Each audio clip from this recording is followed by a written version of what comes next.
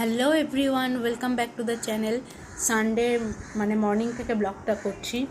আর আজকে ব্রেকফাস্টে হচ্ছে আমাদের চিজ স্যান্ডউইচ। দেখো কিভাবে বানাচ্ছে। পুরোটাই বানাচ্ছে রায়ান, তারপরে ওর বাবা একটু হেল্প করে দিয়েছে। ব্রেড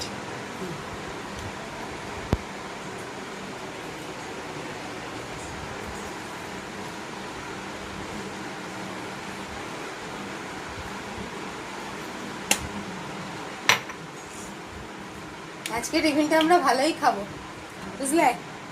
আমাদের ছেলে বানাচ্ছে। হ্যাঁ, হয়েছে হয়েছে হয়েছে।